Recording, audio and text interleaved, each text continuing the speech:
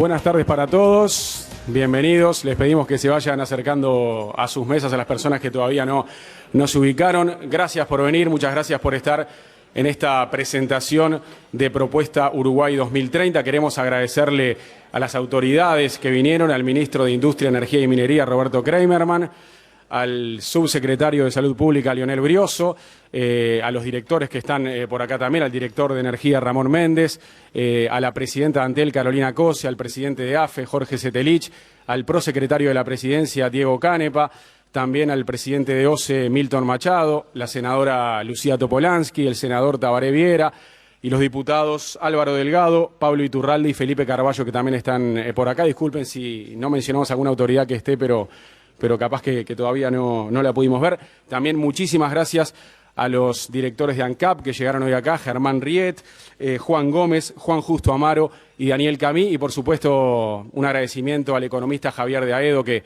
también está hoy por acá, a todos los empresarios y a los queridos colegas periodistas también.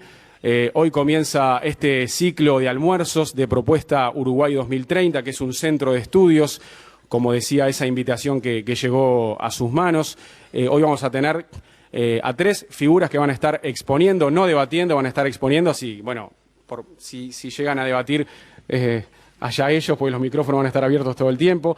El subsecretario de Transporte y Obras Públicas, el ingeniero Pablo Ollenta, también está el director de la empresa SACEM, ingeniero Alejandro Ruibal, y el presidente de Barraca Erro, Jorge Erro. Bienvenidos, muchas gracias. Les cuento que Propuesta Uruguay 2030 es un centro de estudios que pretende buscar un pensamiento estratégico, pretende construir un pensamiento estratégico para abordar los desafíos que tiene Uruguay en el futuro. Por eso es que hoy tenemos esta mesa redonda sobre infraestructura para el crecimiento y desarrollo de Uruguay. ¿Cuál es la meta? Que dentro de 18 años Uruguay pueda ser un país desarrollado en algunas áreas. O sea, que el único objetivo para el año 2030 no sea organizar el Mundial de Fútbol con Argentina, que seamos un país desarrollado en algo, no un país del primer mundo, pero sí que tengamos desarrollo. Por eso es que hoy se le da el puntapié inicial entonces a Uruguay 2030. Y para hablar de la institución, para hablar del centro de estudios, vamos a invitar a Raúl Sendic, que además de ser presidente de ANCAP, es figura importante, pieza importante de Uruguay 2030. Así que adelante, Raúl, porque comenzamos y luego ya van a estar hablando Ruibal, Erro y Yenta, en ese orden. Estimados amigos, muchas gracias por haber respondido a esta convocatoria. Me siento realmente honrado de que ustedes hayan aceptado venir hasta aquí en una jornada de trabajo.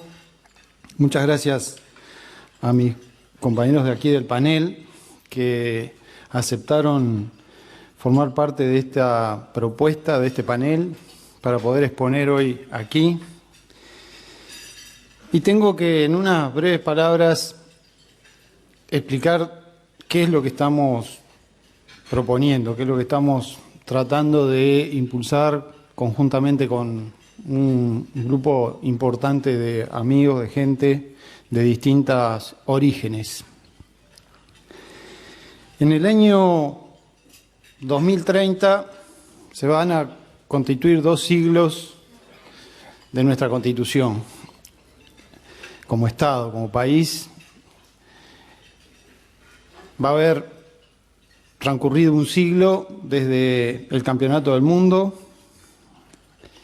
y en el año 2030 nosotros creemos, tal como se han venido dando las cosas, de acuerdo a los cambios importantes que ha habido en el mundo, a los cambios importantes que hemos tenido en el Uruguay, a la forma en que nos estamos posicionando en este contexto internacional, creemos francamente que debemos plantearnos objetivos y metas para cumplir. Creemos que ese año 2030, si pudiéramos establecer, haciendo un corte entre los sectores sociales, los sectores políticos, y acordar que realmente es un objetivo alcanzable, tengan en cuenta que entre el año 2000 y este año hemos duplicado el Producto Per Cápita en el Uruguay. En el año 2000 andábamos por los $8.000, estamos en los 15.000 y pico de dólares en este momento de Producto Per Cápita. Pero no se trata solamente de que el aumento o la duplicación del Producto Per Cápita en el año 2030, si lo planteáramos como objetivo, nos permita ser un país de desarrollo. Se trata de que para poder alcanzar realmente el bienestar y el desarrollo que necesitamos, no es suficiente el crecimiento del producto o la duplicación del producto. Se trata de que efectivamente logremos establecer determinadas líneas estratégicas de trabajo y de acción entre todos que nos permitan que nuestra gente efectivamente pueda vivir mejor.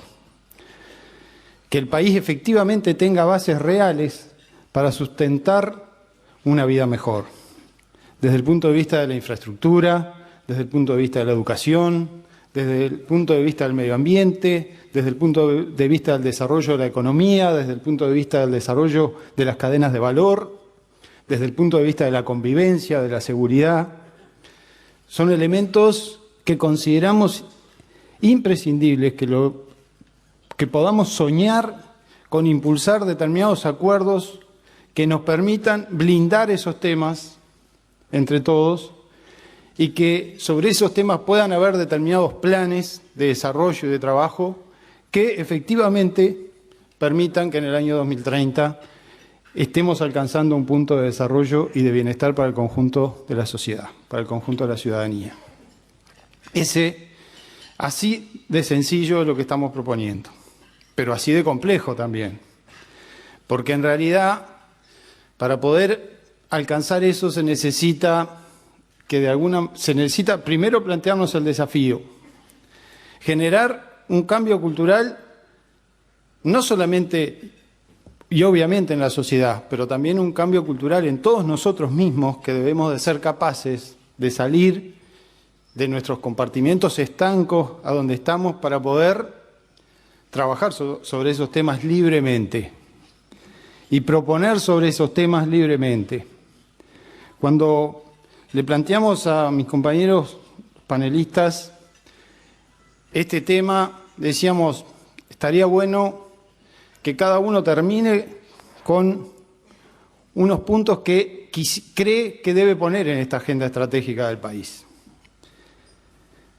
Porque efectivamente, si no cumplimos con eso, si no logramos blindar esos 5, 6 o 7 puntos, porque obviamente después vienen las campañas electorales, las disputas electorales, las dificultades, todos seguramente nos enfrentamos, la ciudadanía por un determinado tiempo se polariza, pero si logramos que haya determinados temas sobre los cuales establecemos acuerdos que nos comprometan a todos, sectores políticos, sociales, que nos permitan impulsar en esos temas un plan que se pueda ir cumpliendo, no importa quién gobierne, no importa qué sector político, qué partido político gobierne, si sabemos todos cuál es el plan y conocemos y sabemos cuáles son las propuestas y esas propuestas se pueden ir monitoreando por parte de la ciudadanía, vamos de alguna manera a saber si nos estamos acercando a las metas que nos hemos propuesto.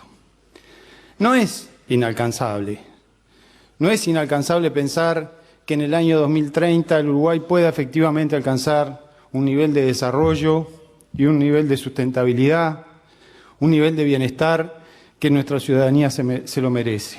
Se lo merece nuestra ciudadanía, se lo merece las generaciones que vienen atrás de nosotros. Y estamos en una coyuntura internacional que favorece eso, pero que no es solamente la coyuntura internacional lo que lo ha favorecido, sino también el acierto de determinadas medidas y determinadas políticas que se aplicaron. No es solamente, y que no es solamente en nuestro país, en todo este continente se ha ido posicionando en el escenario mundial en forma favorable. Ha habido cambios importantes en el mundo, ha habido cambios en cómo están establecidos los nuevos sistemas de poder en el mundo, ha habido cambios importantes en cómo se establecieron las cadenas de producción a nivel mundial, en cómo se establecen los nuevos equilibrios. Hay un escenario mundial completamente diferente. Hay millones de nuevos comensales que se sientan alrededor de una mesa que han hecho que se valorice una cantidad de cosas que antes no tenían prácticamente valor. Y nosotros, en ese nuevo mundo que valoriza el alimento, que valoriza la tierra, que valoriza el agua, que valoriza el conocimiento, el saber hacer estas cosas, nosotros en estas cosas estamos bien posicionados.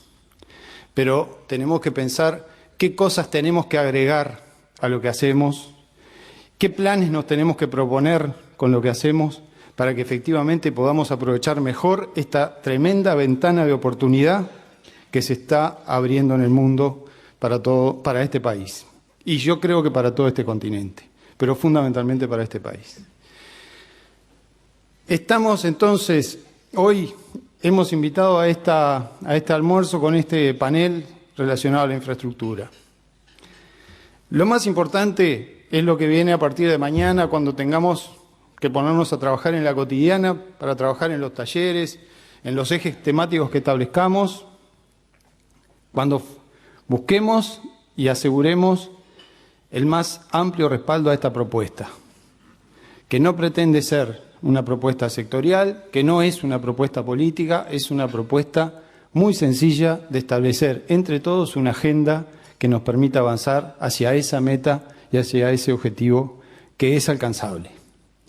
Solamente si nos proponemos el objetivo, si nos proponemos metas, si establecemos un plan para poder alcanzarlo, si comprometemos a los sectores políticos, a los sectores sociales, a los sectores económicos, a la ciudadanía en esto, solamente así lo vamos a alcanzar. Pero francamente creo que el desafío vale la pena. Y hoy el hecho de que ustedes estén acompañando esta propuesta, que hayan aceptado esta invitación, habla de las enormes posibilidades y oportunidades que tenemos de ponernos a trabajar en esto. Así que muchas gracias y éxito en este trabajo. Bueno, muy bien, comenzamos. Empieza entonces el ingeniero Alejandro Ruibal, director de la empresa SACEM. Bienvenido, un aplauso para él.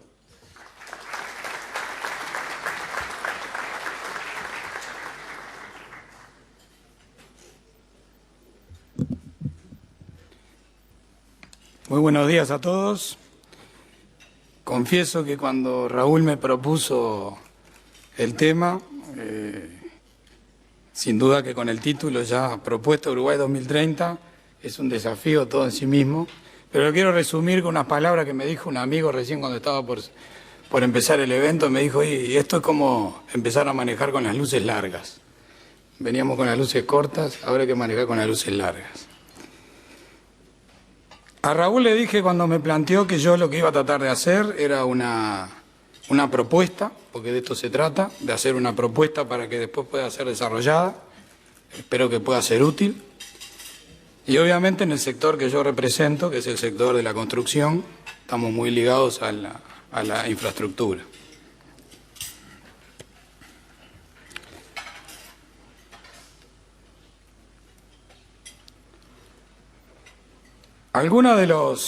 Cuando me puse a mirar un poquito el tema, como cuando uno va a encarar un problema, empecé a ver las condiciones de borde, los elementos de base. Tenemos una evolución de exportaciones, que estamos cerrando prácticamente un ciclo de 10 años, con un crecimiento que es de libro, de teoría, ¿no? Parece. Por otro lado, al mismo tiempo, si miramos la evolución del Producto Bruto Interno, también tenemos casi cerrando un ciclo de 10 años con un crecimiento sostenido. Si vemos esto como evolución del ingreso per cápita, recoge también la misma pendiente de la curva, cerrando un ciclo de 10 años, ¿no? Que un ciclo de 10 años son ciclos, acá hay economistas que saben, pero son ciclos muy importantes. Me puse a mirar un poquito más adentro de qué son las cosas que han hecho y cuáles son los rubros que han impulsado este crecimiento.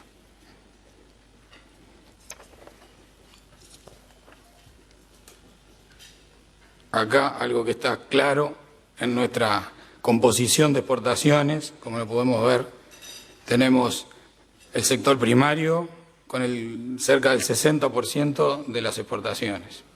Sector primario, estoy incluyendo obviamente semillas, frutos, carnes, cereales, leche, madera, etcétera, 60%, o sea que me puse a pensar, bueno, hasta acá tuvimos un crecimiento y esto ayudó muchísimo, ¿no? Estas exportaciones apalancaron muchísimo esto. Tomo como base que esto va a seguir siendo así un tiempo más, no sé cuánto tiempo más, pero va a ser así, y se van a agregar algunas otras cosas que ahora lo voy a mostrar. Pero eso para tener un poco la configuración en que estamos y en qué se está apoyando esto. Luego empecé a armar una especie de matriz, de cuadro, para tratar de poner en orden estas cosas y ver cómo podía sacar una idea concreta para proponer. Entonces empecé a evaluar aquellas cosas vinculadas con el crecimiento a través de la exportación, ya sea de bienes o servicios, en bienes, granos, lácteos, cárnicos, madera, algunos por supuesto. Agregué ahí minería e hidrocarburos porque estamos manejando con las luces largas y tengo que mirar para adelante y ver qué va a pasar con la minería y qué va a pasar con los hidrocarburos. Raúl nos puede convencer un poco de qué va a pasar con los hidrocarburos, pero ojalá podamos ser un día exportadores de hidrocarburos. Por otro lado, los servicios, turismo, software. Ahí tenemos un paquete de algunas cosas que se representaban en esas gráficas anteriores. Veamos ahora un poco las infraestructuras logísticas y energéticas que vienen a ser la capa física sobre la cual se desarrollan y se arman estas exportaciones, se apoyan. Algunas, caminos, rutas, puentes, puertos, canales, vías férreas, terminales logísticas, infraestructura en energía eléctrica, ya sea en generación, en transmisión, hasta en distribución, el gas, que probablemente en breve tengamos mayor disponibilidad de gas. Hay otras infraestructuras, por supuesto, pero yo elegí estas, vinculadas, si se quiere, y siempre estoy tratando de relacionar y de seguir un hilo conductor de razonamiento. Por otro lado, en los servicios, hoteles, puertos deportivos, centros de convenciones, telecomunicaciones. No estoy diciendo que no se estén haciendo inversiones en estas cosas, estoy diciendo estas son las cosas que tenemos que mirar cuando queremos ver cuáles son los motivos del crecimiento y cuáles son las exportaciones que nos llevaron hasta acá. Por otro lado, tenemos que atender al desarrollo en sí mismo. Educación, salud, seguridad, conectividad. Y las infraestructuras asociadas, lo que llamé infraestructura social y urbana, escuelas, liceos, campus, universidades, hospitales, clínicas, cárceles, transporte público, tema muy importante. Se habla del tranvía, pueden ser otros sistemas de transporte, BRT, pero son todos temas que están en la infraestructura y que tenemos que analizar. Entonces ahí quedó conformado un cuadro, de un lado crecimiento, desarrollo, que es lo dónde tenemos que invertir, por otro lado la infraestructura. Obviamente me puse a analizar también, se hacen cosas en esto, pero una de las cosas que yo veo que hay planes en las intendencias, en las distintas intendencias, distintos planes, hay planes a nivel de las empresas públicas, hay planes a nivel de los ministerios, sin duda, hay planes coordinados, sin lugar a dudas. Pero creo que cuando uno tiene que hacer una apuesta y no tiene recursos, porque nunca sobran los recursos pese al momento económico que estamos, tiene que ser eficiente. Y la idea que les quiero proponer es, tomando una idea, no es una idea mía, sino que la fui dando forma, es buscar de hacer un plan de inversiones muy bien seleccionado, que apunte justamente a una elección de proyectos muy particular y estar seguro de que esos proyectos nos van a reportar o crecimiento o desarrollo. Ese es un trabajo, sin duda, técnico, hay muy buenos técnicos, se puede hacer con técnicos locales también, conocemos muy bien en Uruguay las cosas. Luego, por otro lado, ese plan de inversiones, hay que tratar de dotarlo de herramientas para poder priorizar esas inversiones eventualmente frente a otras. La idea no es eliminar las otras inversiones, pero es priorizarlas. Y rodear ese plan de inversiones de instrumentos y elementos para que se pueda llevar adelante. Yo lo llamé, tomando un poco el nombre de lo que podía ser el programa de aceleración de crecimiento que se hizo en Brasil a partir del año 2007, Lo llamé programa de consolidación de crecimiento. Es decir, si pudiéramos hacer un plan de inversión, incluirlo dentro de un programa de consolidación de crecimiento, donde pudiéramos priorizar determinadas inversiones, creo que por ahí va el camino en el que podemos ser más eficientes directamente en las inversiones. Ahora, ¿cómo me imagino que puede funcionar ese programa de consolidación de crecimiento? Y es un nombre que se me ocurrió a mí, pero podrá ser otro. El programa de consolidación de crecimiento tiene que tener un marco legal que le dé la forma para que esto pueda existir y que pueda andar. Habrá quienes especialistas lo puedan desarrollar. Una cosa fundamental, y acá es donde aplico de lo que yo vivo, de lo que trabajo y de lo que me formé, es decir, llevar adelante proyectos. No hay proyecto en la actividad privada que no tenga un responsable. Y no hay proyecto que llegue a buen puerto si el responsable no está comprometido y si al responsable no se le pueden cobrar los fracasos también. O sea que es un desafío. Yo entiendo que hay que nombrar, apenas se tenga el marco legal, un líder.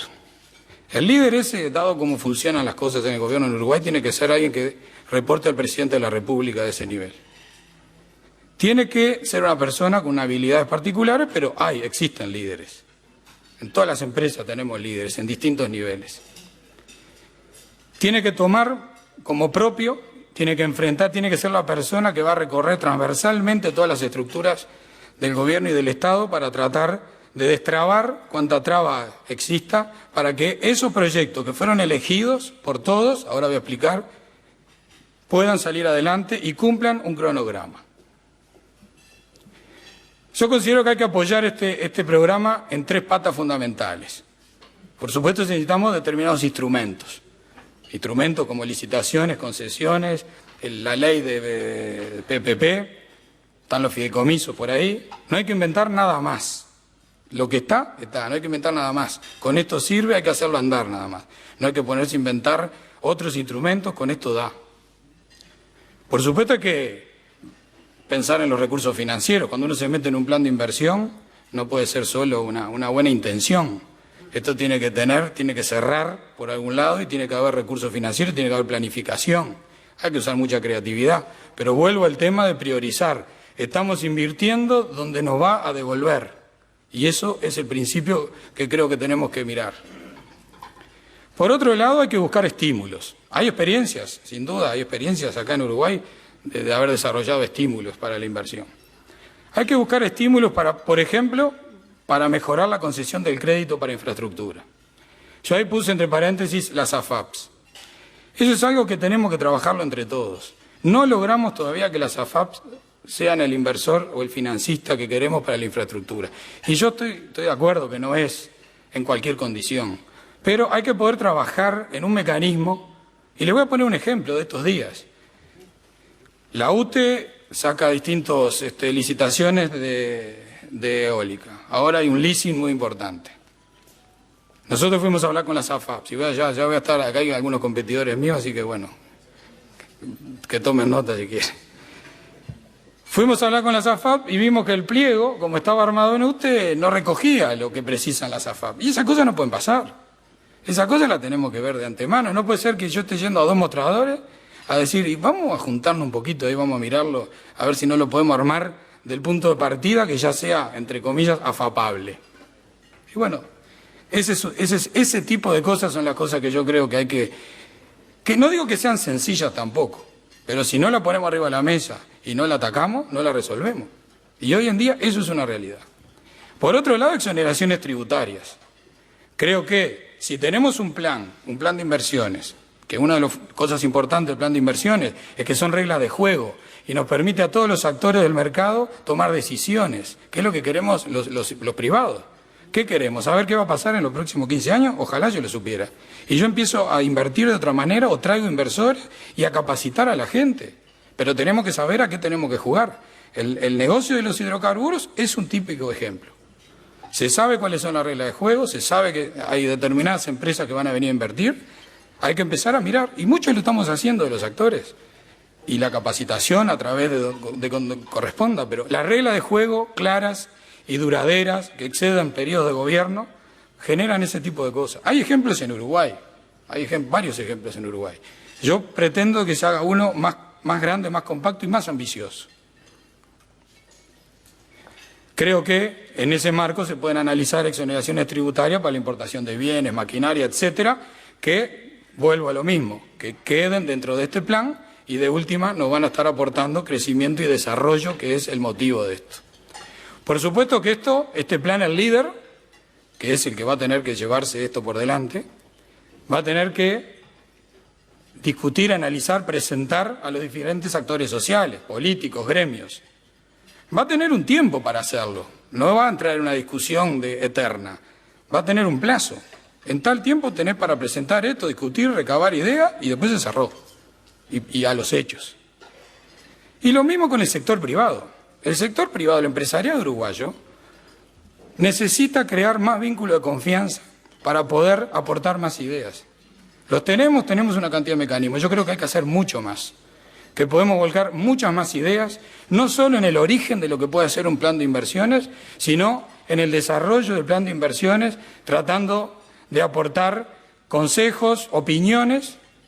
Todo privado defiende sus intereses, ya lo sabemos, pero muchas veces los intereses son comunes, eso no hay duda.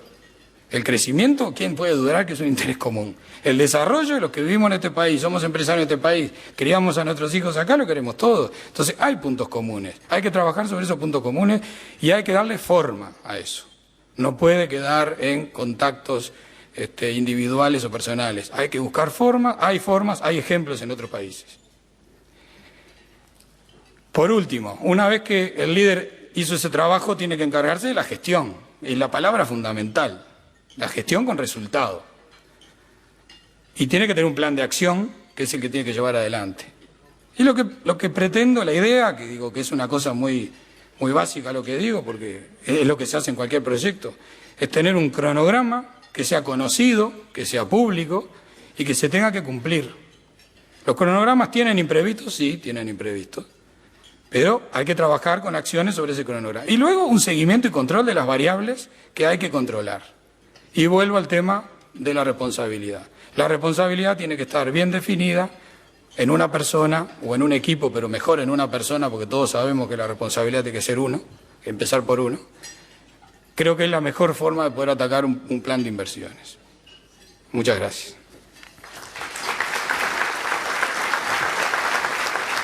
Muchas gracias al ingeniero Alejandro Ruibal, director comercial de la empresa SACEM, de esta compañía de ingeniería y construcción SACEM, que fue fundada en el año 51 y que hoy es una de las principales en cuanto al desarrollo de infraestructura. Queremos también agradecerle a integrantes del secretariado ejecutivo del PIT-CNT que están por acá hoy acompañándonos, y vamos a recibir ahora a Jorge Erro, presidente de Barraca Erro, una empresa que también está hace 60 años trabajando en el medio y dedicada a la gente que trabaja en el campo y, bueno, la principal exportadora de granos del país. Bienvenido, gracias.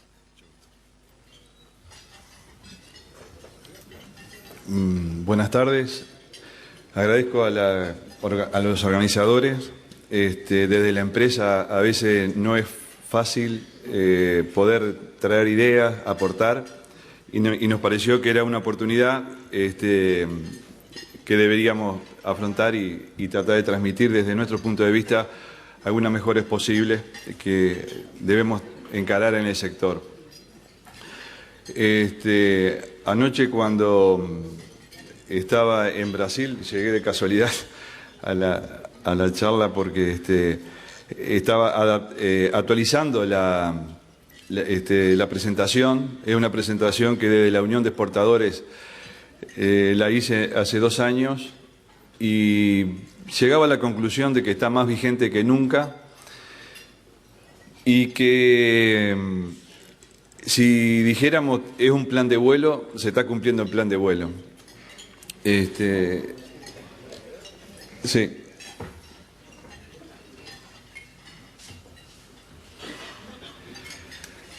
Para nosotros el aporte de la agricultura ha sido un factor fundamental que lo que estamos viendo hoy acá comenzó hace capaz más de 20 años en el mundo, que les voy a tratar de resumir. Nosotros vemos una agricultura creciendo, fuerte,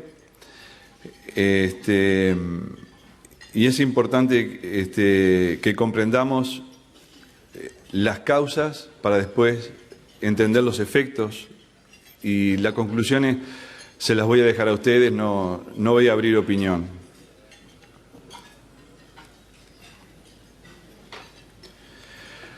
En el año, en la década del 90, hay un país que comienza a mejorar en Asia y comienza a cambiar el hábito de consumo. Más adelante le voy a mostrar más específicamente a qué me refiero. Y ahí empezó un pequeño cambio cuando comenzó, y por ahí se ha dicho, una mariposa aletea en Japón y desarrolla un ciclón en el Golfo, y yo creo que esto es casi una simetría a lo que estamos viendo hoy. Por otro lado, en el año 2002, todos sabemos, nuestro país sufrió una de sus peores crisis, y la agricultura pasó sus peores momentos, pero también empezó un desarrollo muy rápido.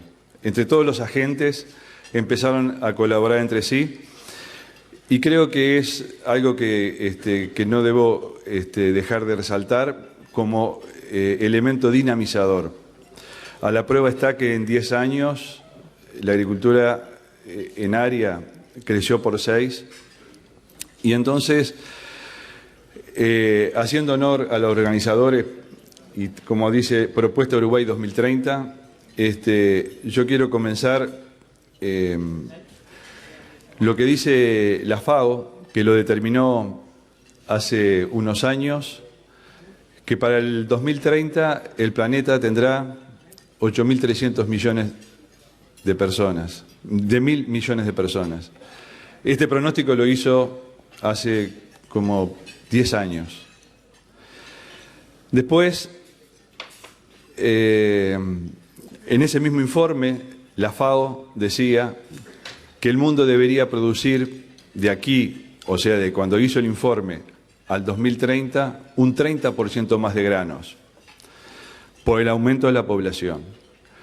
Pero no solamente por el aumento de la población, también por el cambio de hábito, y que el mundo mostró, esto es la base o la pirámide de la alimentación humana de esta generación, en el cual los granos, las pastas, el pan es la base de la alimentación. Entonces los granos, cuando hablamos de que el mundo precisa más alimentación, los granos pasan a tener una importancia fundamental. Y entonces, lo que yo le decía de la época, de la década del 90, hay un país, que es China, que empieza lentamente a mejorar sus ingresos y a cambiar su hábito alimenticio. Yo les quiero mostrar ahí que en la década del 50, esto es una información del Departamento de Agricultura de Estados Unidos, que se alimentaba, y el orden de consumo per cápita de carne era de 5 kilos por año, y terminó cerca del 2000 con más de 50 kilos per cápita de carne, y en aumento. Y acá viene a empezar a entender qué está pasando hoy con el tema de los granos y por qué esa demanda de granos. Creció la producción de carne en China desde el 80 hasta el 2003 en forma exponencial. De la misma manera, el alimento para esos granos. Pero, o sea, las raciones. Pero si usted mira la gráfica, si ustedes miran la gráfica, se van a dar cuenta que en realidad la alimentación para los cerdos, que es fundamentalmente eso, no estaba ocurriendo. Entonces, ¿quién cubría esa brecha? Era la importación.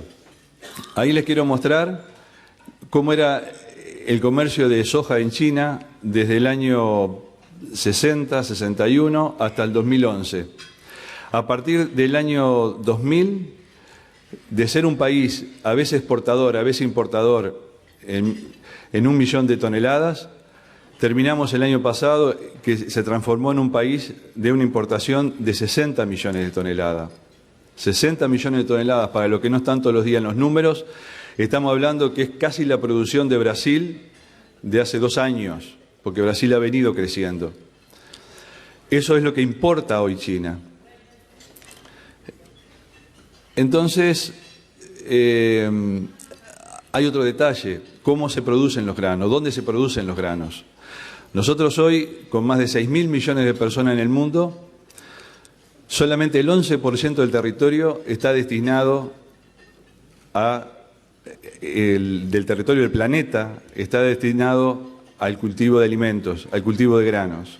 Pero peor aún, solo el 3% de ese territorio es suelo fértil. Únicamente el 3% del suelo del planeta es tierra fértil.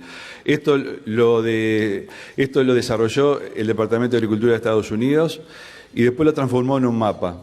Si ustedes miran ese mapa, se van a dar cuenta que los puntos verdes que existen, obviamente está toda la cuenca del Río de la Plata, toda la pampa húmeda, toda la zona del Mato Grosso junto con Paraguay. Hay otro manchón muy grande en Norteamérica, toda Europa, el este de China y de Asia, India y un subsahara que es lo único que va quedando virgen hoy de tierras fértiles. Entonces, el otro factor importante que hay que preguntarse, ¿qué ha pasado con las tierras? Porque el mundo viene creciendo, la producción se precisa más, pero vemos que el mundo, desde que la agricultura, el hombre comenzó con esa actividad, ha venido degradando en algunas zonas del planeta. Eso es lo mismo que decir que una superficie equivalente a la superficie de Canadá y Estados Unidos es lo que el mundo hoy ha perdido de suelo fértil, que ya no sirve para agricultura. Entonces ahí empezamos a entender qué es lo que está pasando en el mundo y por qué la demanda de granos. Entonces nosotros pensamos de que primero tenemos que tener una política sustentable, de cuidado del medio ambiente, que gracias a Dios hoy en este país es practicada por la mayoría de los agricultores. Creemos que es una condición que no se debe olvidar y sabemos que es la preocupación también de parte de las autoridades. Volviendo con el tema de las tierras, hago énfasis en la parte de toda la Mesopotamia que nos rodea acá y quiero hacer una salvedad en cuanto a la zona. Si nosotros miramos la hidrovía, que es donde comienza la parte de tierra fértil, a 3.500 kilómetros sobre el río Paraná, estamos hablando de la zona de Corumbá, norte de Paraguay, frontera con Bolivia y Brasil, hasta Palmira. Nosotros estamos enclavados donde termina esa zona, esa rica zona. Entonces, es la oportunidad que les quiero transmitir y tratar de compartir, que lo entiendan, la importancia que tenemos como país cuando hablamos de nuestros puertos y cuando hablamos de la zona productora de toda la región. Entonces, volviendo un minuto sobre Uruguay y para entender qué ha pasado en los últimos años, yo quiero decirles que en la última década Uruguay multiplicó sus cultivos por 6. De lo que nosotros hacíamos hace 10 años, hoy ha crecido por 6, pasamos de casi 370.000 hectáreas a 2.100.000 de cultivos, que es lo mismo que decir la superficie chacra, o sea, la superficie que se cultiva, porque ustedes saben bien que un cultivo tiene primera, segunda, 2 cultivos en el año, bueno, pero la superficie chacra, que es lo que está bajo cultivo, estamos en 1,5 millones de hectáreas, cuando hace 10 años estábamos en 365.000 hectáreas. Entonces, ese crecimiento ha sido liderado por la soja. ¿Por qué? Como les explicaba al principio, China ha sido el factor determinante en la demanda. China precisa sus 60 millones de toneladas, sean de Brasil, de Estados Unidos, de Paraguay, de Argentina, de Bolivia o de Uruguay. Este año, cuando Estados Unidos tuvo el problema de sequía tremendo que tuvo. Ustedes a través de la prensa habrán visto los precios y yo les puedo asegurar que nadie está dispuesto a pagar un peso más de lo que valen las cosas. Pero cuando el factor riesgo alimenticio de un país está en juego, es muy serio. Y yo creo que nosotros, como gracias a Dios acá, producimos comida, podemos vivir sin traer de China televisores, radio, autos, maquinaria, pero ellos no se pueden dar el lujo de prescindir de la producción de granos hoy de Sudamérica. Eso hay que entenderlo. Por otro lado, la agricultura nos ha dejado un interior que ya está llegando la ola a la ciudad, capital, de mucha actividad. Pueblitos donde hoy prácticamente no existe la desocupación. Es un factor multiplicador tremendo. Entonces le quiero empezar a explicar cómo se exportan los granos. Se usan 2 terminales en Palmira, donde le mostraba que es la terminación de la hidrovía, punto estratégico para Uruguay, natural además. Y el factor de la hidrovía es algo que creo que como país tenemos una oportunidad, que tendríamos que mirarlo cada vez más.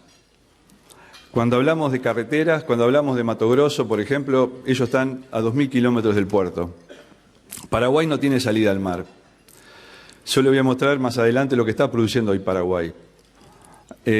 Mato Grosso está hablando de tratar de hacer un ferrocarril al puerto de Paranaguá, el puerto natural de ellos, porque son 1.000 y pico kilómetros y ya le está cuestionando la rentabilidad del proyecto de todas las plantaciones que están en la zona ahí del Mato Grosso.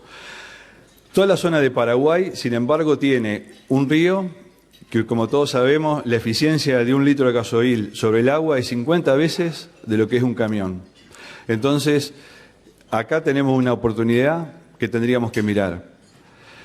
En el año 2009, por eso yo le decía que cuando anoche estaba en Brasil y estaba actualizando esta presentación, me di cuenta de que está más vigente que nunca. En el año 2009, en el puerto de Nueva Palmira, salieron más de 3.700.000 toneladas. En más de 140 barcos entre mercaderías de Paraguay y Uruguay. Al año, cuando yo hice la presentación original, en solo 8 meses del 2010 habían salido más de 1 millón de toneladas, entre trigo, soja, maíz y los pellets. ¿Cómo salieron? Eso es para que los que no están en el tema marítimo y no los quiero aburrir, más o menos los diferentes tipos de buques. Desde el más chico oceánico que se llama un handy, que cala 9 metros, hasta el Panamax, que es lo que más se usa en Palmira, que cala 12, hay un tema técnico, pero entre 12 metros y medio y 13 metros y medio, entre 41 pies y 44. Y entonces le quiero mostrar que ese es una foto de lo que es un barco handy. Uruguay puede exportar en este momento a través de esos barcos a todo el litoral brasilero con trigo, para los molinos brasileros, o para molinos africanos, que es lo que se está haciendo. Pero ni soñar que podemos ir con estos barcos, el cliente, el que manda los barcos, por ejemplo, al Asia, a China, porque el flete se vuelve carísimo. Un handy tiene un calado de 31 a 32 pies. Ustedes saben que se está negociando lo de Martín García, todo el mundo hemos leído la prensa.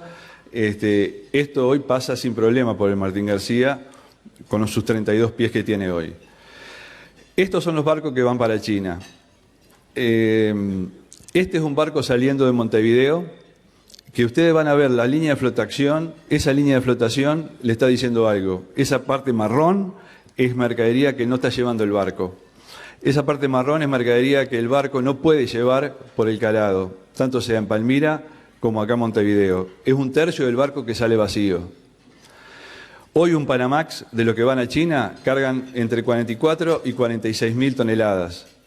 32, 33 pies, no hay más de esa calado. Y se va con un tercio sin carga para completar en otros puertos que le voy a mostrar a continuación. Hoy sale con 2 bodegas vacías. Para los que están en el tema transporte saben de lo que estoy hablando. Imaginen un camión con un tercio de carga vacía transitando capaz 2.000 kilómetros. Así debería ir un barco para China. Hoy un post-Panamá, que estos barcos que les estoy mostrando, carga alrededor de 80.000 toneladas y puede salir nada más que con 50 a 58.000 toneladas. Sale con 3 bodegas vacías. Este es un barco post-Panamá cargando en Palmira que debería salir así. Ahora, Uruguay tiene la gran virtud de estar donde está. Geopolíticamente sé que le hemos dado dolor de cabeza a algunos vecinos, todos lo sabemos porque el puerto natural de Uruguay prácticamente ha sido disputado en los últimos 200 años. Montevideo y Palmira son los puertos hoy fundamentales que los granos están utilizando. Y acá hay un tema de fondo. Nosotros llamamos que la palabra que no tenemos soberanía en las cargas, porque esos barcos que ustedes veían que van sin completarse, se van a completar con mercadería en Brasil o en Argentina. No hay otra forma de poder exportar a Asia si no se completan esos barcos en los litorales de Argentina o Brasil. Entonces, lo que yo llamo que no tenemos soberanía, porque sea uruguayo que se completa con brasilero o con argentino, el problema es que si algún día un ministro va o el gobierno a un país de Asia hace un acuerdo político, tiene un arancel preferencial, va a ser difícil de usarlo. Entonces, este sistema que le llamamos nosotros de top-off en los litorales de Argentina y Brasil, en el 2005, cuando estábamos arrancando la producción de grano, funcionaba a completar los barcos en el litoral de Brasil o Argentina. Ya en el 2010, esto estaba hackeando el negocio porque no se olviden de que si bien hay una demanda, los costos han subido, como todo costo, y hay que competir con las producciones de los demás países del Mercosur, sobre todo, principalmente Brasil o Argentina, y esto hace que tengamos que estar con los costos muy arriba de la mesa cada tanto. Y para el 2015, con Brasil más competitivo sobre todo, que vemos que está haciendo unas infraestructuras tremendas, es una máquina que no para, va a haber un tema de competitividad amenazado seriamente. Entonces, cuando nosotros decimos soberanía de nuestras cargas, pensamos que significa poder llegar a diferentes destinos en forma independiente en barcos con 100% de granos uruguayos. Entonces, acá la propuesta es decir, ¿cómo podemos hacer algo que sea una inversión razonable, que sea algo que no sea algo faraónico, que no se pueda solventar ni que se justifique? Entonces, nosotros creemos que adecuar el calado de los canales, obviamente, sería el principio de solución. Tanto sea el calado del puerto de Palmira como el puerto de Montevideo. Obviamente que vemos que en Palmira estamos hablando que el calado a 12 metros y medio, estaríamos hablando de 41 pies, eso está lejos porque se depende de la decisión de dos países, ya sabemos todos los temas. Entonces nos parece que lo más tangible, lo más pragmático, debería ser trabajar sobre una propuesta del dragado del puerto de Montevideo. El puerto de Montevideo, los otros días hablando con el equipo de propuesta Uruguay 2030, me decía de que la regasificadora es casi un hecho, o es un hecho, y que ahí habría una mejora en el calado, cosa que nos parece que no solamente la regasificadora, algunos emprendimientos más los vamos a poder aprovechar y tratar de colaborar en el mantenimiento de ese calado. Y volviendo un poquito con los barcos, les recuerdo los calados. Entonces yo me pregunto, pero esto de Uruguay bien, pero hablamos de la hidrovía, hablamos de Paraguay, y Uruguay tiene una oportunidad de vender servicio, de desarrollar más aún su negocio portuario. Y acá la propuesta es ofrecer servicio al esquema de la hidrovía. Ejemplo, para que la gente que no está en el tema, para que se den cuenta la demanda de grano de Asia, cómo está tirando. No se olviden que Asia tiene el supermercado. Los que vivimos en una ciudad estamos a no más de 10 cuadras de un almacén o un supermercado. Ellos tienen su supermercado a más de 15.000 kilómetros. Entonces, obviamente que es un tema sensible y hay una demanda que no para. Fíjense lo que está produciendo Paraguay. En el 2005 producía 4 millones de toneladas de soja principalmente. En el 2010 llegó a las 8 y según los operadores, estimaciones privadas de operadores conocidos, están hablando de 12 millones de toneladas. Entonces, la necesidad es para una integración adecuar el calado a 12,5 metros, para que ellos puedan llegar con sus barcos a Palmira, con sus barcazas.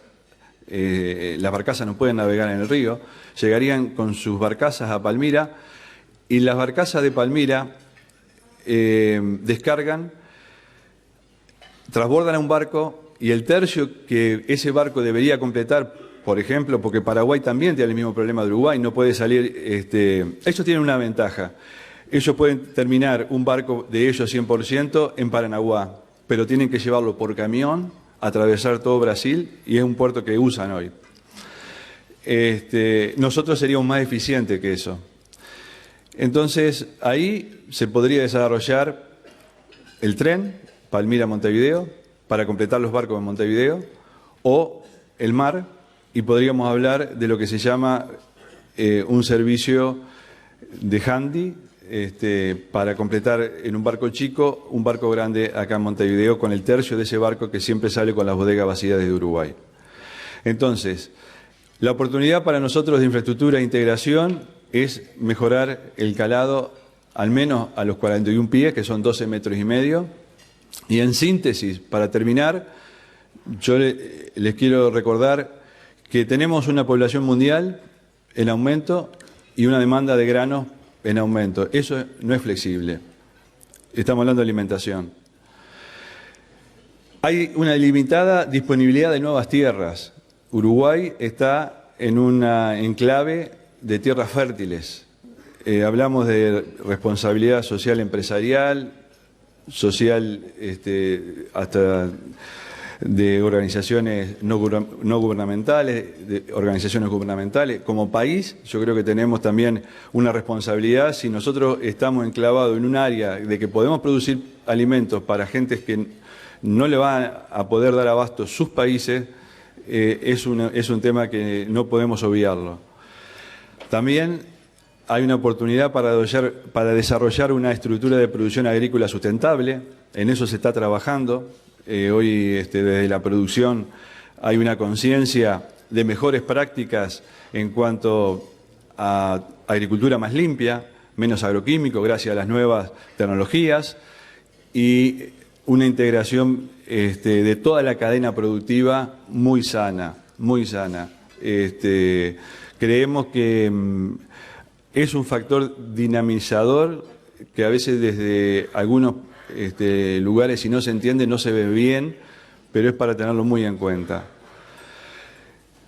Tenemos la necesidad de adecuar la infraestructura y la integración portuaria con países de la región me parece que se cae de maduro.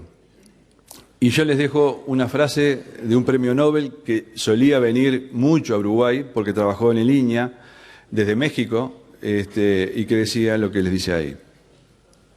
Muchas gracias.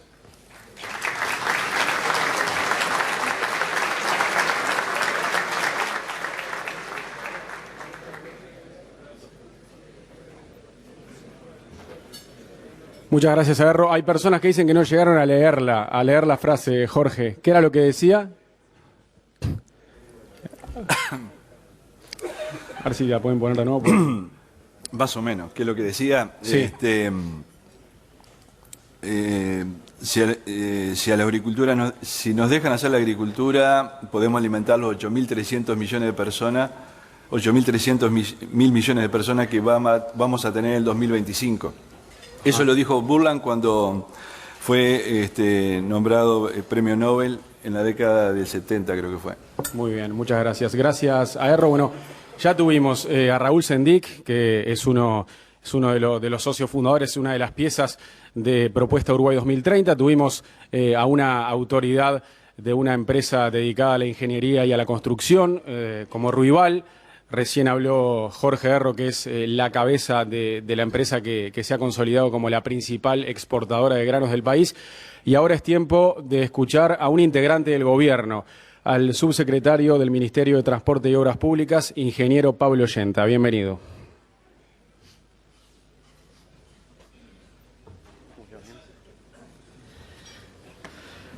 Hola, buenas tardes ya a todos, ya van por la mitad del almuerzo, casi terminando.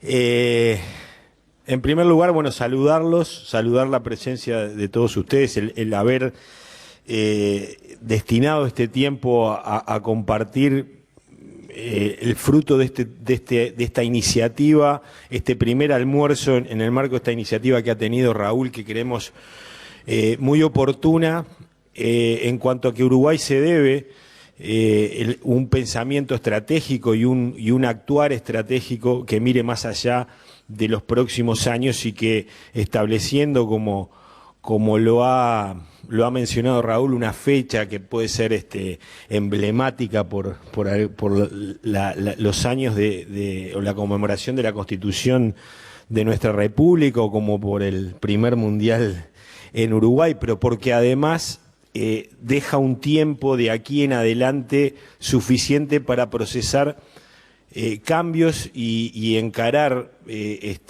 acciones que no son, y en el caso de la infraestructura, como es el tema de esta charla, de la infraestructura y sus servicios asociados, no son cambios y acciones que se produzcan resultados en el corto plazo, pero que en definitiva tienen que ser impulsados y surgir de lo que planteaba Raúl al principio, el acuerdo más ampliamente más amplio posible, logrado entre todos los actores de la sociedad que tienen incidencia o que son beneficiarios o sufridores de las acciones que se llevan adelante. En este caso, y en el caso de la presentación que voy a realizar, como bien mencionaba recién, soy un integrante del gobierno, en ningún momento pensé en despegar esta presentación porque es una mirada al futuro de lo que el gobierno se plantea ya desde el inicio de su gestión mirando hacia el futuro. Nosotros no estamos desarrollando desde el Ministerio de Transporte un plan que esté descolgado del plan de gobierno en general, que tiene como objetivos principales el avanzar en la disminución de la pobreza, en acrecentar la igualdad de oportunidades, en generar empleos de calidad y en definitiva generar todas las condiciones necesarias para aumentar el bienestar de la población, y eso se hace desde cada uno de los componentes del Poder Ejecutivo y de otras de las empresas del Estado que llevan adelante con estos objetivos sus planes de desarrollo. Y en particular van a ver que parte de lo que Raúl recién decía, y coincidentemente con la fecha del 2030, el Ministerio de Transporte adelantó camino o está trabajando en esa dirección. Muchos de ustedes ya lo conocen porque han participado en un proceso de diálogo en este sentido de consolidar objetivos de largo plazo. Quería empezar simplemente marcando conceptualmente qué es lo que voy a abordar en esta presentación bajo el título, digamos, siguiendo el título de lo que es esta jornada, digamos, este evento, que es Infraestructura para el Crecimiento y el Desarrollo del Uruguay. Y obviamente, bueno, ustedes lo habrán escuchado o habrán leído por algún lado que hay una relación directa entre la provisión de infraestructura y la disposición de infraestructura y cómo eso contribuye, si es suficiente y si es adecuada y si además los servicios que están asociados a esa infraestructura son adecuados y son eficientes, cómo contribuye a la sostenibilidad del crecimiento y también contribuye en la mayor parte de los casos, cuando está bien acompañada de aspectos regulatorios y de instituciones que la gestionan, el avanzar en la equidad y en la distribución del ingreso. Por eso, en primer lugar, el título, digamos, de este taller y por qué, digamos, lo adecuado de considerar a la infraestructura como un factor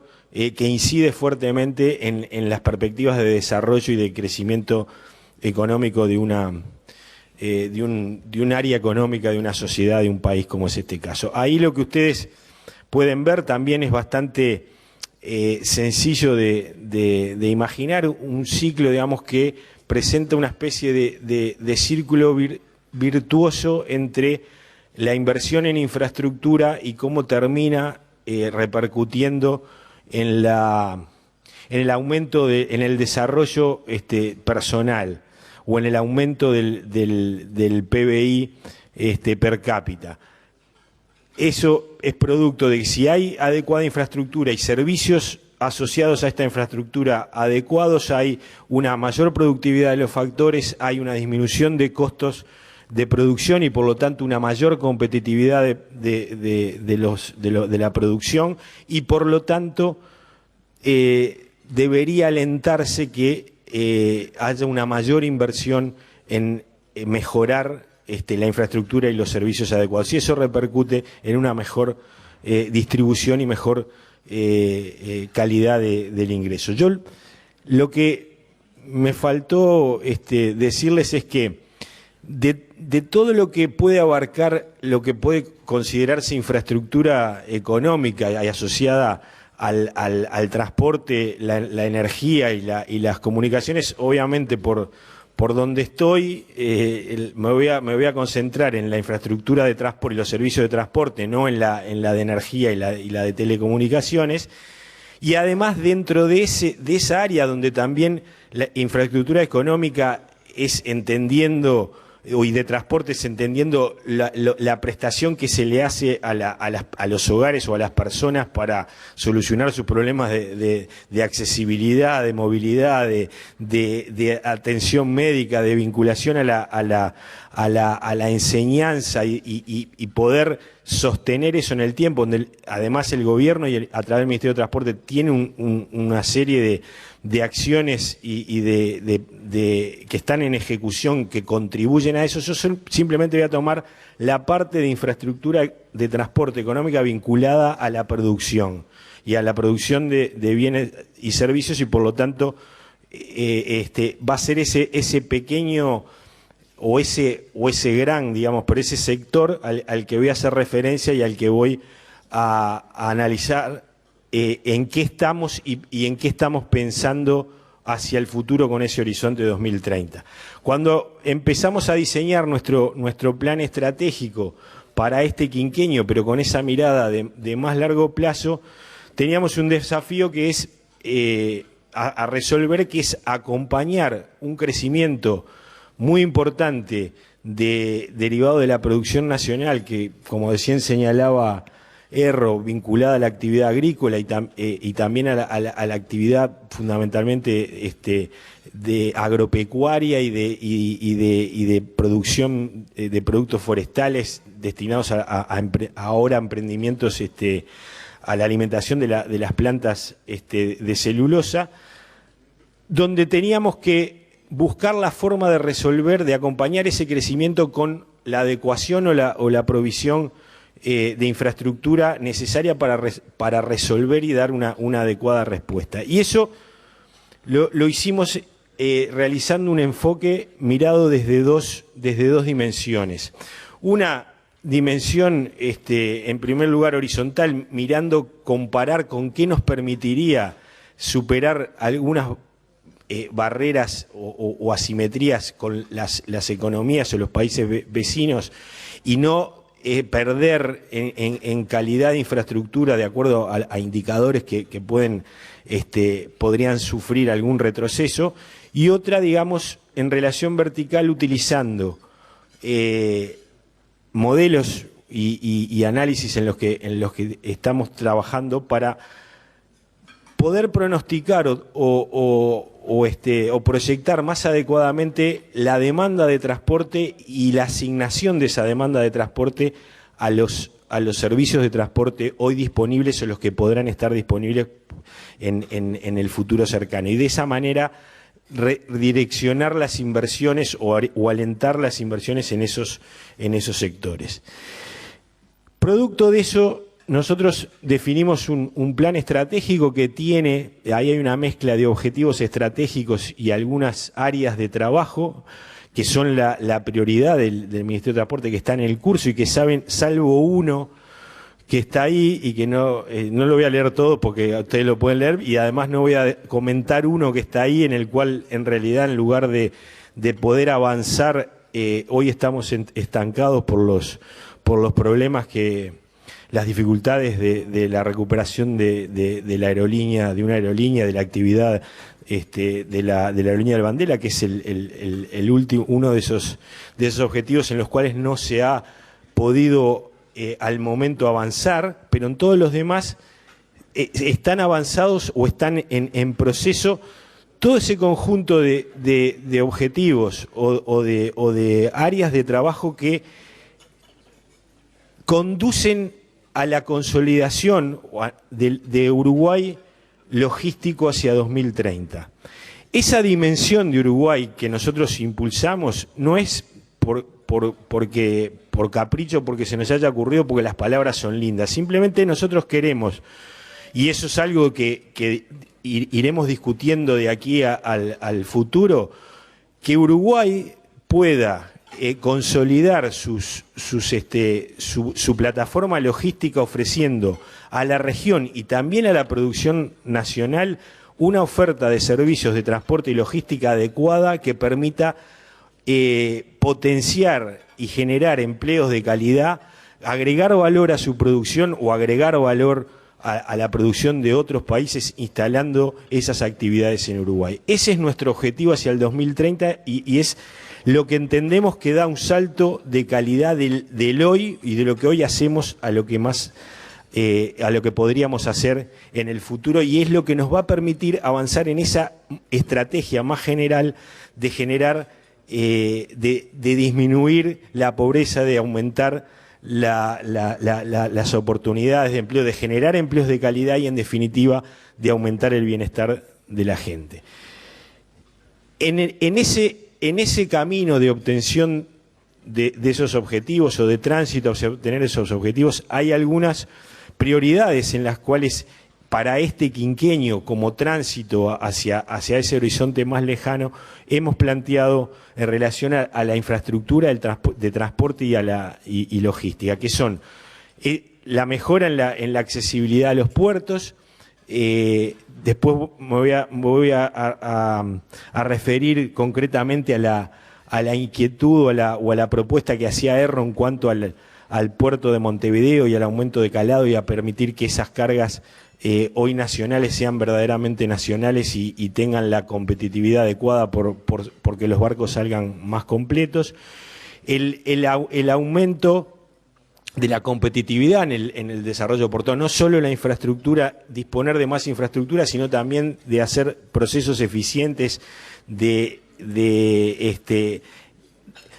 terminar, digamos, con algunos procesos burocráticos y mejorar algunas instalaciones y servicios que hoy se proveen que no son no se hacen con la mayor eficiencia posible, y eso no se soluciona solo con provisión de más infraestructura, sino con reformular eso. Nosotros en ese ámbito hemos a través del Instituto Nacional de Logística que se creó el año pasado y a través del impulso una ventanilla única, creemos que una ventanilla única para exportaciones e importaciones, creemos que estamos alentando y poniendo a disposición de quienes realizan comercio exterior herramientas más apropiadas para facilitar esto y para tener mayor competitividad. Entonces, a veces no es únicamente con ampliación o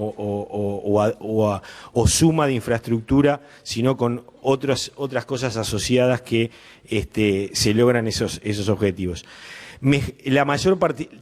Aspiramos a tener una mayor participación del transporte ferroviario en el transporte de cargas, y para eso con dificultades y con algunos y a un ritmo que no es el que quisiéramos, pero que obedece a la situación en la que el ferrocarril se encuentra, donde hay una especie de huevo y de gallina, donde la infraestructura está mal. Entonces, como la infraestructura está mal, no pueden haber servicios confiables, y como no hay servicios confiables, no se contratan los servicios de transporte del ferrocarril, salvo en algunos casos que, digamos, por las características de las cargas y por los orígenes y destinos, no hay más remedio o casi no hay más remedio que enviarlos en ferrocarril, pero que entendemos que hoy la situación actual de la producción nacional, el tipo de cargas, los orígenes y destinos y el actual trazado de la red, más algunos nuevos trazados que va a haber, hacen propicio el ferrocarril a ser un integrante más del sistema de transporte,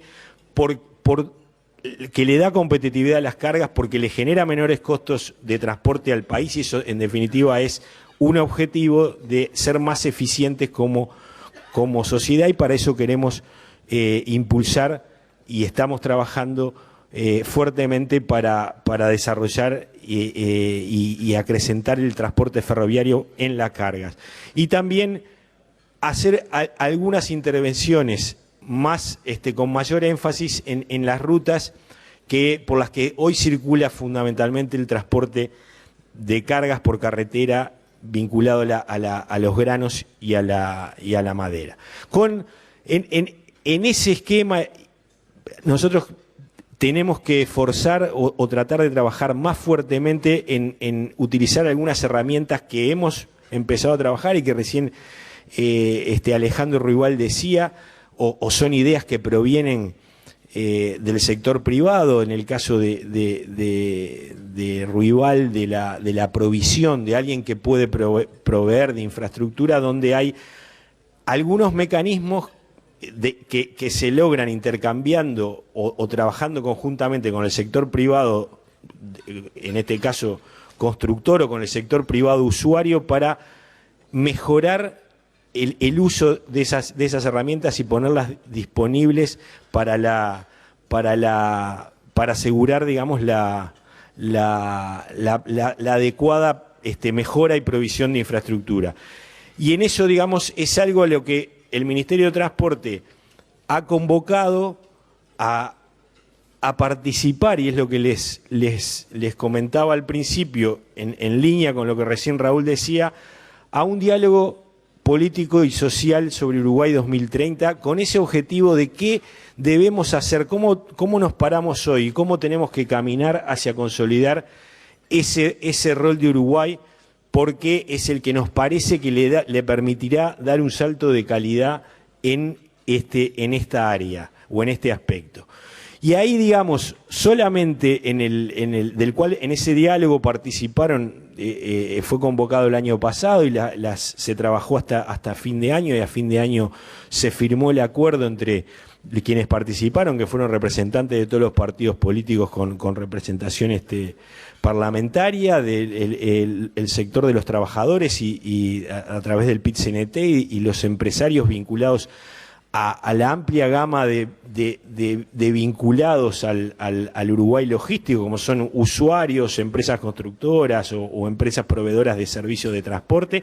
Y ahí, en el área que yo quiero destacar, que es el transporte de cargas o el transporte de la producción nacional, salieron esos 4 objetivos principales que se consensuaron para trabajar de aquí al futuro, tratando de buscar esa consolidación del Uruguay 2030, donde en primer lugar aparece el estudio de viabilidad de un puerto de aguas profundas, el fomento del ferrocarril o la disposición del ferrocarril para el transporte de cargas, el dragado del canal Martín García para aumentar esa competitividad de las cargas uruguayas y que los barcos sean de mayor calado, y la mejora de la competitividad en el puerto de Montevideo, dos objetivos a los que recién hacía referencia Erro.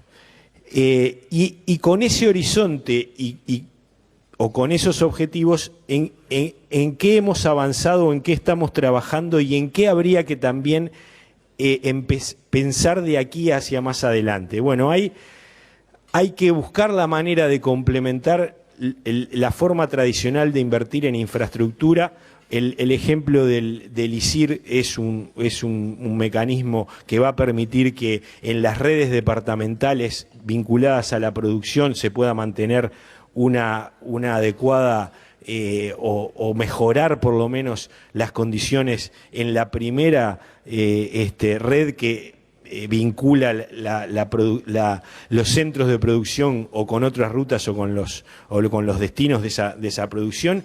Luego tal vez tenemos que retomar y avanzar en la adecuación del pago que hacen los usuarios de la infraestructura por el uso de ella. Creo que estamos en condiciones de generar estamos en condiciones por cómo ha aumentado la producción, por cómo se está desarrollando el transporte y porque hay tecnología que nos va a permitir facilitar la aplicación de una medida que genere una mayor justicia en el pago que hacen los usuarios por el uso de la infraestructura, y tal vez generar con eso la posibilidad de tener un fondo de mantenimiento vial que nos ponga a resguardo de circunstancias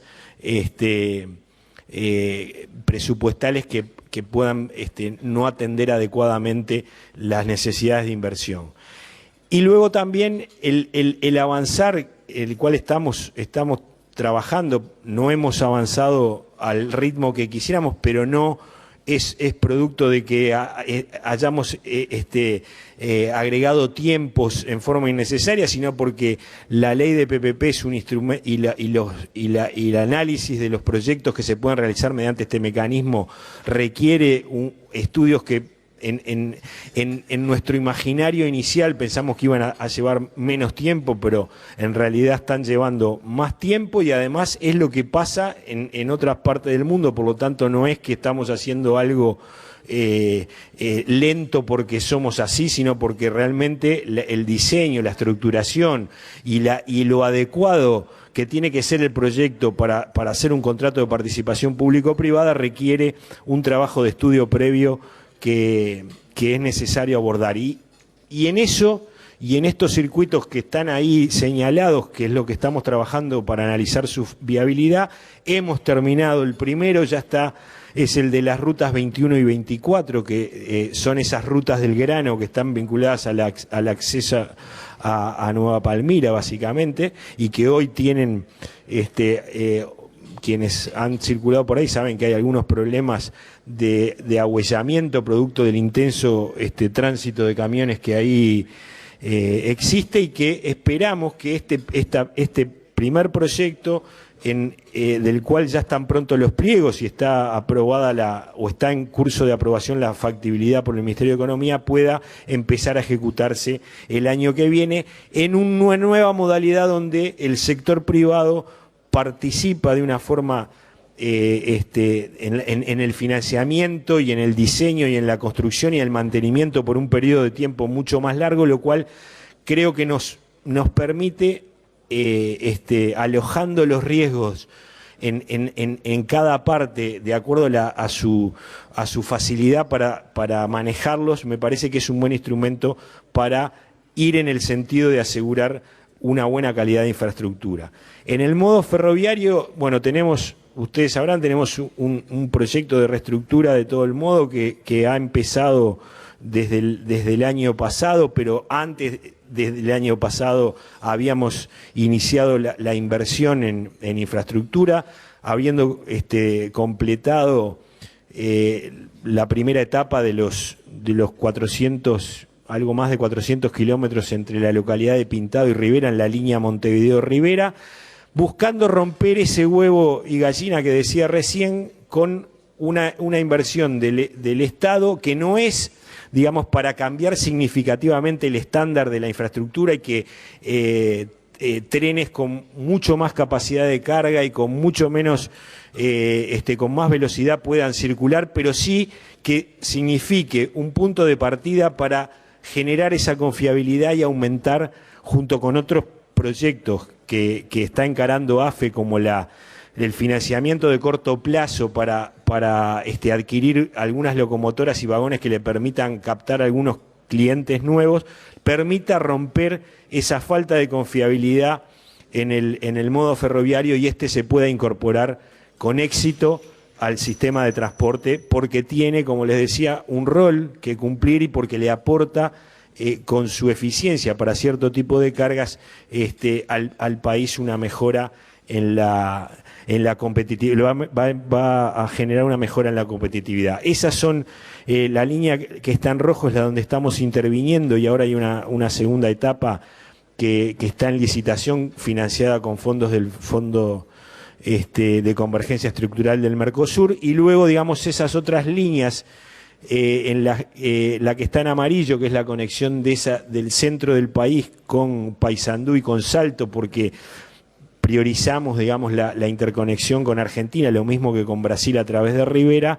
se va a mejorar, a rehabilitar y mejorar con fondos de FOSEM también en una segunda etapa, en una licitación que seguramente se va a abrir el año que viene, y las otras dos que están hacia Fraiventos, donde ahí tenemos un potencial importante por la planta de celulosa de UPM y la posibilidad de llegar con ferrocarril a su materia prima, pero como también con el desarrollo de Fraiventos como un puerto fluvial asociado a que se asegure la navegabilidad en el río Uruguay con mayor calado, y granos que hoy saturan Nueva Palmira puedan salir de Fraiventos, donde el ferrocarril seguramente va a ser un socio estratégico. Y también en la línea Río Branco, donde hay una serie de emprendimientos que hoy están en estudio para instalarse o muy próximos a concretarse, donde también, vinculado a la hidrovía Laguna Merín, Laguna de los Patos,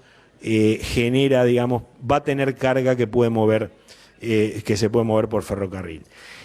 También en el transporte fluvial y marítimo y en el sistema portuario, bueno, hay ampliaciones que están en curso y provisiones de nueva infraestructura en Nueva Palmira y en Montevideo, y fundamentalmente en Nueva Palmira el trabajo de ordenar el acceso a las terminales portuarias que están ahí, no solo la de ANP, sino las terminales privadas, donde el incremento, y es uno de los aspectos de sostenibilidad o de manejo y cuidado con múltiples actores, donde el crecimiento económico, el desarrollo de la actividad productiva produce impactos en una ciudad como Nueva Palmira no deseados, o que deberíamos tratar de encauzar y solucionar adecuadamente, para no tener en particular a la población de Nueva Palmira en una situación incómoda o inconveniente, fruto, digamos, de la invasión que en cada zafra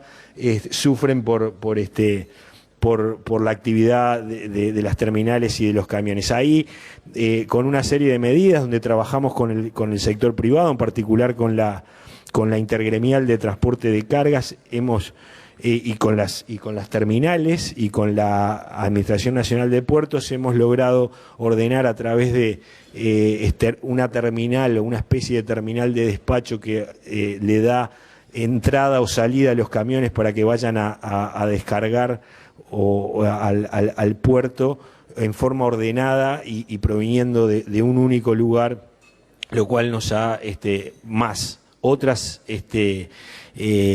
acciones en infraestructura, como el año que viene va a empezar a construirse el anillo perimetral o el desvío para tránsito pesado, que va a generar un ingreso más aislado a las terminales portuarias, aislado del casco urbano de la ciudad. Y en el puerto de Montevideo, bueno, el desarrollo de puntas de Sayago como complemento natural a la imposibilidad de crecer el puerto de Montevideo y las áreas portuarias de Montevideo hacia la ciudad, y el desarrollo del muelle C como muelle multipropósito que va a permitir mover fundamentalmente cargas a granel.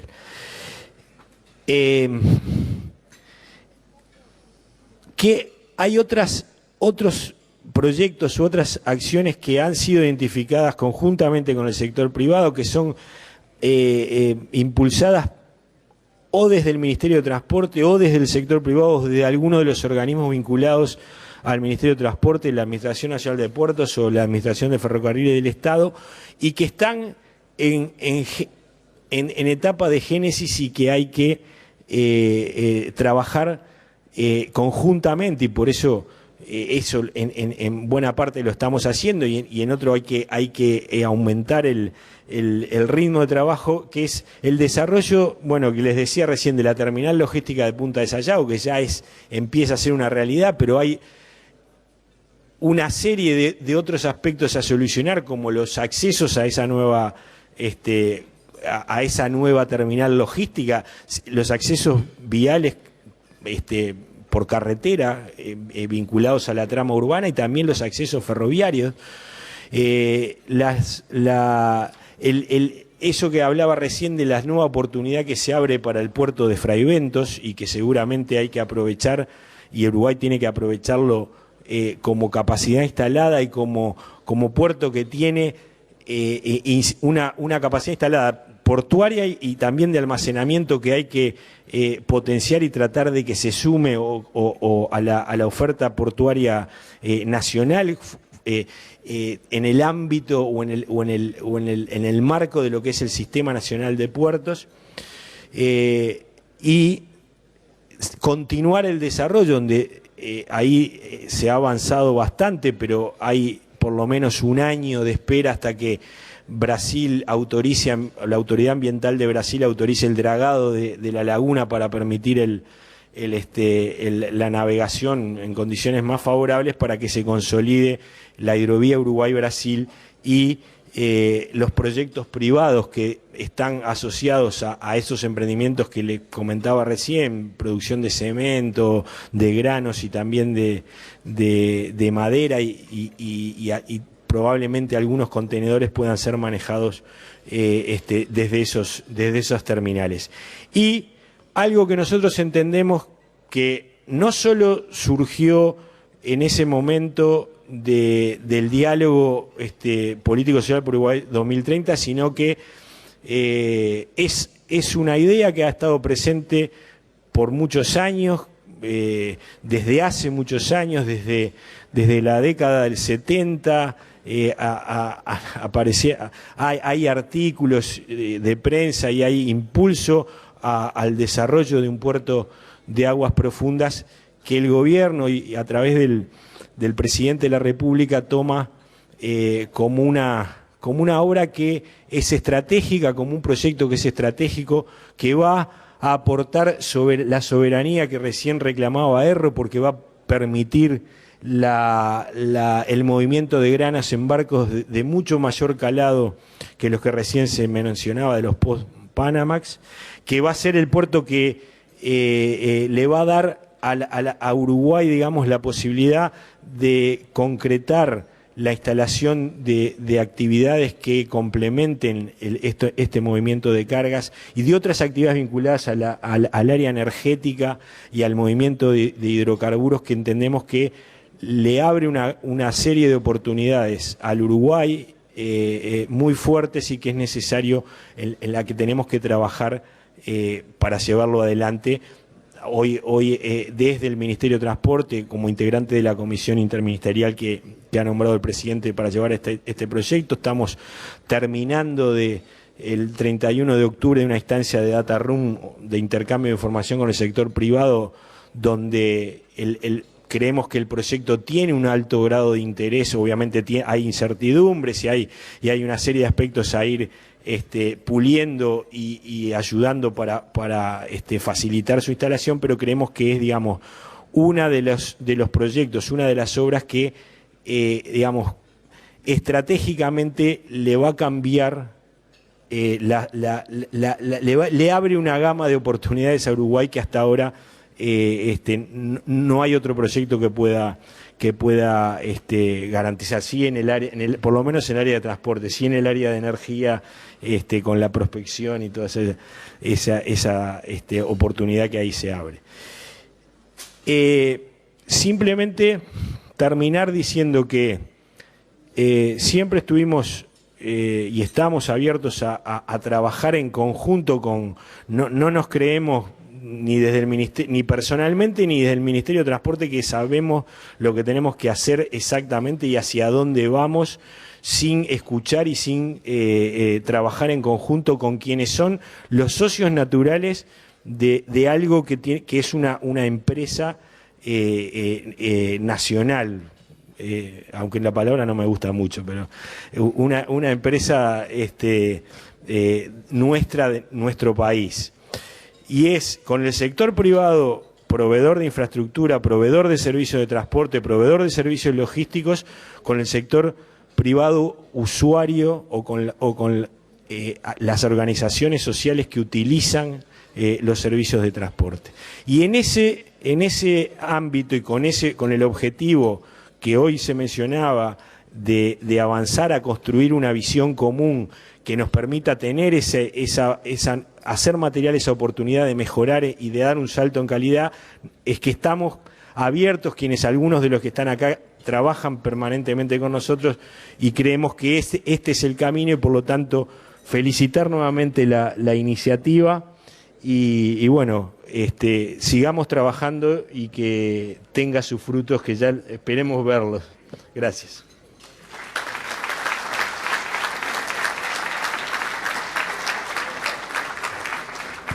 Muy bien, muchas gracias al viceministro Ollenta. Vamos cerrando, gracias a Raúl Sendic, Alejandro Ruibal, Pablo Ollenta y Jorge Erro, y también muy amables todas las autoridades del gobierno que vinieron, legisladores, integrantes de sindicatos de trabajadores, empresarios también y los colegas periodistas. Y les cuento que la próxima conferencia de Propuesta de Uruguay 2030 ya tiene fecha, es el martes 11 de diciembre, todavía no está el tema definido, pero pueden ser distintas áreas, puede ser tecnología, economía, salud, educación, todavía eso no se decidió, pero se confirmará en los próximos días. Y bueno, cierra Raúl saludándolos. Buenas tardes para todos. Ayer estuve conversando, en realidad estamos proponiendo el tema de la educación. Ayer desde Bogotá, estaba en Bogotá, Renato Perti me mandó un mensaje saludando la conformación de este ámbito y tratando de coordinar fechas a ver si podemos establecer para el mes de diciembre ese tema. De todas maneras, quería decirles para cerrar unas breves palabras. En primer lugar, elegimos el tema de infraestructura porque efectivamente, tal como quedó demostrado gracias a la exposición que hicieron los tres panelistas, es uno de los temas sin duda que van a marcar nuestras posibilidades de que en el 2030 podamos efectivamente alcanzar un país de desarrollo y bienestar. Estamos ubicados en una de las puertas de América y si no aceleramos el paso en la construcción de la infraestructura que necesitamos, vamos a ir quedando de lado efectivamente. O sea, necesitamos fortalecer nuestra infraestructura por la enorme oportunidad que, como hoy quedó claro, nos ofrece la región y también la producción nacional. No hablamos hoy de infraestructura energética para no ser reiterativo con el tema, pero sin duda que es un tema del que hay que hablar en algún momento. Quiero al cierre agradecer especialmente a Beatriz, a Álvaro, a los dos Pablos que trabajaron en la organización de esto y felicitarlos, reconocerlos porque ha sido un trabajo excelente. a Elena por el catering, que fue también excelente, a las personas que nos brindaron este local, que es magnífico. Quiero decirles que, para cerrar, agradecer especialmente a mis compañeros del directorio de ANCAP porque han compartido absolutamente esta idea y la han defendido, porque obviamente cuando surge una idea de esta, también siempre surgen las desconfianzas y tratar de buscar siempre algún cangrejo abajo de la piedra. Y mis compañeros del directorio de ANCAP han compartido esta idea y la han defendido. Y quiero poner como ejemplo lo que hemos hecho en ANCAP en relación a estos temas que tienen que ver con las políticas de largo plazo. Para decirles que esto que estamos proponiendo no es un idealismo, sino que es efectivamente algo que se puede alcanzar si establecemos determinados ejes estratégicos donde podamos ponernos de acuerdo. Y pongo el ejemplo de la exploración petrolera. Cuando definimos un plan de exploración petrolera en el país, se lo fuimos a presentar al Comité Ejecutivo del Partido Colorado, se lo presentamos al directorio del Partido Nacional, se lo presentamos al Partido Independiente y a la mesa política del Frente Amplio. Desde ese momento, pidiéndoles opinión a todos, diciéndole si compartían este proyecto, porque sabíamos que era un proyecto de largo plazo, que era un proyecto que requería inversión, que era un proyecto donde había que dar garantías muy fuertes a la inversión extranjera y a los inversores privados y a la propia gente. Recibimos las ideas, recibimos la propuesta y desarrollamos el plan. Y desarrollamos un cronograma de trabajo que se está cumpliendo y que ha trascendido 2 gobiernos. Este plan incluso ha permitido que ahora venga una inversión con los contratos que firmamos el otro día de $1.500 millones para los próximos 3 años en la plataforma marítima. No ha habido una sola objeción del sistema político. El sistema político ha acompañado ese proyecto. Sabemos que es un proyecto de largo plazo, que el éxito no está a la vuelta de la esquina, que es un proyecto que va a demandar inversión tras inversión, trabajo tras trabajo, gobierno tras gobierno, que va a haber que sostenerlo en el largo plazo. Sin embargo, yo lo pongo como un ejemplo, porque ese es uno de los ejes estratégicos, la búsqueda de hidrocarburos y de aseguramiento energético del país. Y ahí tenemos un ejemplo de lo que se puede hacer. Por eso lo quería mencionar. Para cerrarle, decirles que les agradezco infinitamente que hayan accedido a esta convocatoria, que nos hayan acompañado hoy acá, que los vamos a mantener informados del avance de los trabajos cotidianos en estos temas, de la composición que se va logrando y del trabajo efectivo de esta propuesta Uruguay 2030. Muchas gracias.